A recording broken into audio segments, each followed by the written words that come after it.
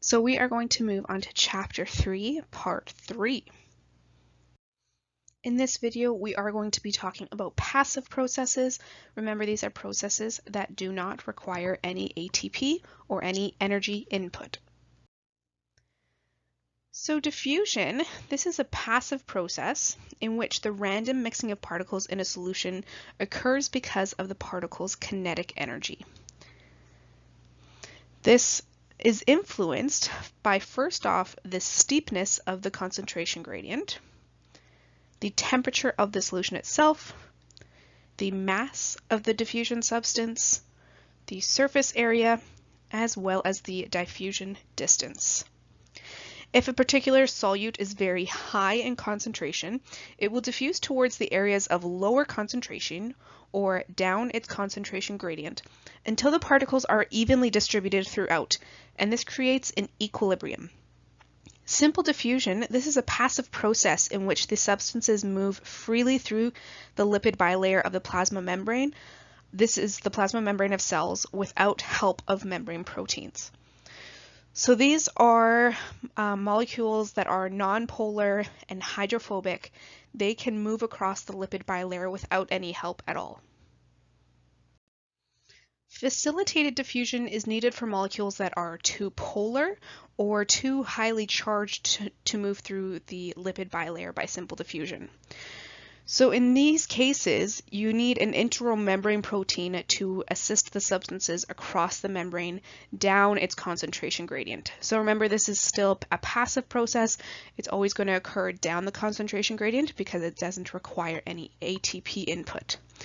So there are two processes that we can talk about when we're talking about facilitated diffusion. These ones would be channel-mediated facilitated diffusion and then carrier-mediated facilitated diffusion. In channel-mediated diffusion, a solute moves down its concentration gradient across the membrane through a channel. Most membrane channels are ion channels, and integral membrane proteins allow passage of these small inorganic ions that are too hydrophilic to penetrate that nonpolar interior of the lipid bilayer. So these are going to be hydrophilic ions. And so they can't go through this lipid bilayer by themselves. They need a pore or a protein to help them go through. So in this case is going to be the channel protein, where this potassium ion is going to be able to travel through the channel protein to cross that lipid bilayer. Carrier-mediated diffusion occurs when a transporter is used to move a solute down its concentration gradient, and remember that this is still a passive process, so no energy is required. The solute, in this case glucose, will bind to very specific receptors on a transporter or on a carrier, and it will then be released onto the other side of the membrane after the carrier undergoes a change in shape. So here you can see that this is kind of a V shape in the carrier, so it's open to the side of the extracellular fluid, and it undergoes a change in shape, so it kind of turns into an inverted V shape. So then now it's going to be open to the side of the cytosol, and the glucose can exit the carrier, and it has gone down its concentration gradient. This change in shape is super important, and it's going to be very integral to the carrier-mediated process. The rate of carrier-mediated facilitated diffusion depends on the steepness of the gradient. So when I'm talking about steepness of the gradient, I'm talking about how strong a gradient is. So if we have this membrane, if we have, say, we have two sodium molecules on one side and one sodium molecule on the other side, it's not going to be very steep. So this is like a 2-to-1 ratio.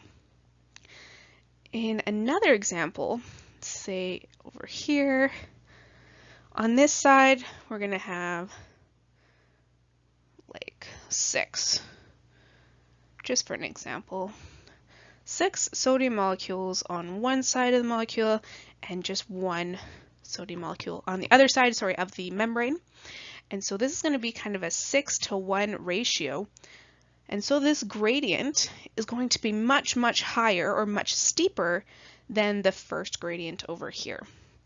So if you have a much steeper gradient, like in this 6-to-1 ratio example, this transport of sodium with a carrier-mediated protein kind of here on the membrane, this is going to occur much quicker than this transport of sodium over here because the steepness of the second example is much higher.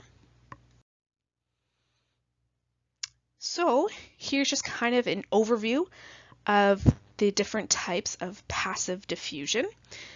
So this is going to be your concentration gradient on the left side here. You're going to have like a lot higher concentration in the extracellular fluid, for example in this case, than on the cytosol or intracellular fluid side, as you can see here. So naturally, the molecules and the ions are going to want to move down their concentration gradient across the membrane from the extracellular fluid to the cytosol. So remember, very small hydrophobic molecules, they can cross the membrane just by simple diffusion. They don't require any protein to help them cross. Then we can have a little bit larger molecules, charged particles, charged ions. They can cross this membrane by channel-mediated facilitated diffusion.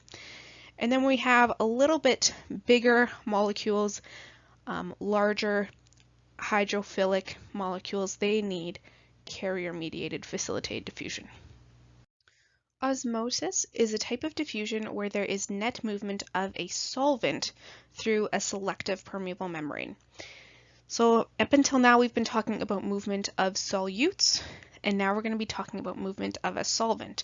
So in living systems, this solvent is water. So we're going to be talking about water in the cases of living systems. So osmosis is the passive movement of water across the membrane and not other molecules. So this membrane that we're going to have here in the middle of this example, this membrane is going to be only permeable to water molecules. So osmosis is when water moves from an area of high water concentration to an area of low water concentration. So this is a bit counterintuitive from other types of diffusion. So in the case here, we're going to think of this as a finite space. And we have this membrane separating them.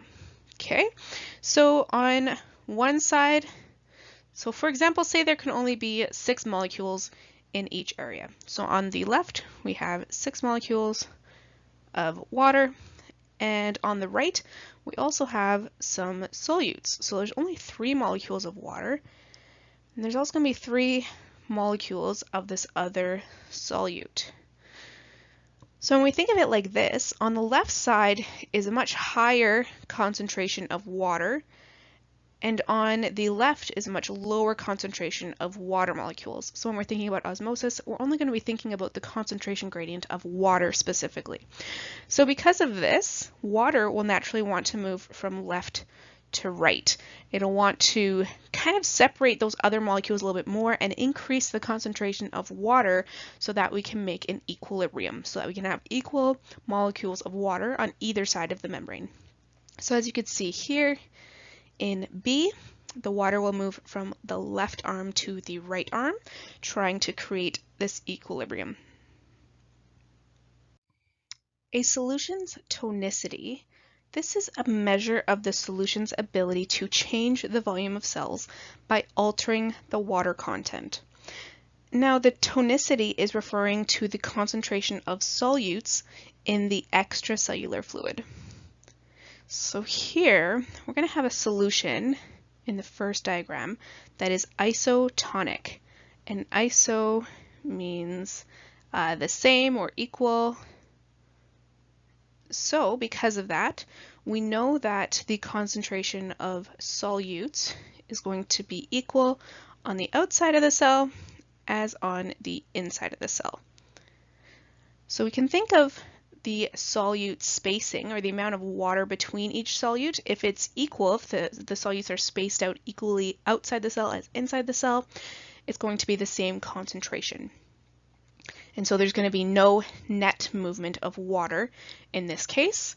Now when I say there's no net movement of water, there is still movement, but just the movement of water into the cell versus the movement of water out of the cell equals out. So there's still going to be water moving into the cell and out of the cell, but they're going to equal each other. So the net movement is going to be 0. On this second diagram here, we have a hypotonic solution. And hypo means less than. So because of that, we know that the concentration of solutes outside the cell is going to be lower than inside the cell. So we're going to have some solutes outside the cell, but inside the cell is going to be a lot more concentrated. And these dots are just representing solutes, ions, molecules, that kind of thing. So they're just general solutes in this case. So because the concentration of solutes is so much higher inside the cell, water is going to want to move into the cell to equalize the amount of water on both sides of that cell membrane.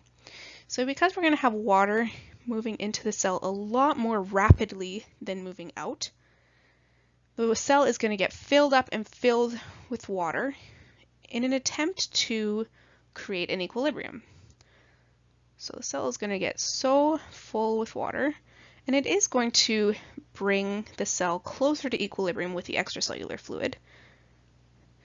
See, now the spacing is a little bit closer of the solutes on either side, but cells kind of have this maximum size that they can make that puts like maximum pressure on the plasma membrane before they burst.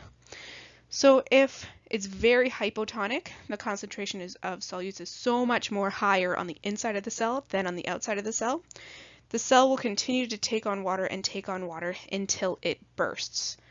And so that bursting is called hemolysis in the red blood cells. So in red blood cells, if the blood is very hypotonic, there's not much solute in the blood compared to the red blood cell, the red blood cell will actually take on so much water that it will burst. Next, in the last diagram here, we have a hypertonic solution. So in hypertonic, remember tonicity is the concentration of solutes on the outside of the cell. It's going to be a lot higher concentration outside the cell than inside the cell. So because of that, the water is going to want to move in order to equalize things. So water is actually going to be leaving the cell. And if a lot of water leaves the cell will actually kind of shrivel up because a lot of the water has left, trying to equalize that concentration of solutes on both sides of the membrane. So here we have a really hypertonic solution, tons and tons of solutes in the solution. And so it's kind of equalized it. But that shriveling up of a cell, losing a lot of water to the extracellular space, this is called crenation. And it looks like quite a shriveled up red blood cells you can see here. Now, red blood cells was used as this example here for tonicity, but this change in size due to osmosis of water to try and equalize the concentration of solutes, this happens in every cell, not just red blood cells. This is just used as an example. And that will be the end of Chapter 3, Part 3.